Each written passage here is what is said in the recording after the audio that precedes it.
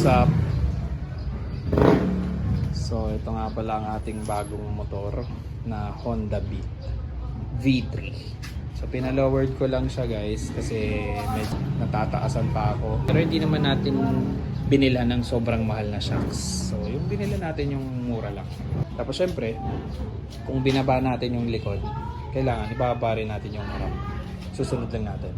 So dito sa harap, adjustment lang yung ginawa ko. Hindi natin minagchick lowered kasi hindi naman siya guys sobrang lowered talaga. Alam mo yun yung stance yun. Kasi mahirap din naman guys na sobrang baba. Kasi ang ano nito sobrang kapal ng ilalim niya guys. So may possibility na masira. Sumabit sa humps. So yun. Kaya parang semi-lowered lang siya. Para lang bumaba. Although kahit nga yung mga ayun yung isang Honda Beat na yun mababa na rin siya guys, pero mas pinababa ko pa ng konti para mas abot na abot ko. Yan. Kasi maliit lang ako guys eh. Kaya ano lang ako guys is 5'5". Yan. So simple lang. Ay dito mamaya uuwi na si Tito Bong. Habang nagtitinda tayo, nag-review tayo nitong Honda Beat. Ayan. So ganyan lang yung forma niya, ayan. Tsaka laging malinis. Tapos ang nagustuhan ko talaga dito guys is yung kulay niya guys. Yung puti, black, tapos gold yung mags. Grabe guys. Sobrang simpleng-simple, pero madating. Ito nga lang guys, hindi ko siya napansin. Meron pala siyang ukit. So wala tayong magagawa dyan. Ayan ko na lang. Tapos, yan, pina-flat seat ko siya. Pinatabasan ko lang kay dun sa mekaniko ko. Yan. Saka ako hindi ako mahilig magkalikot ng mga makina or kung ano man.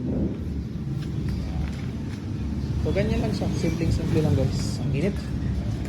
Oh, yan guys. Wala pang plaka. Siguro kung may mabibili tayo na muffler, siguro yung medyo mura-mura lang. Pero hanggat maaari, kung pwedeng hindi naman tayo guys palit ng muffler, huwag na lang para stock lahat. Maliban lang doon sa shocks. So yun. Pero tatry ko pa rin guys na kasi parang medyo nakatingala pa guys tong unahan ng konti. So try natin ipa-magic lower na para bumaba pa siya ng konti. Yun.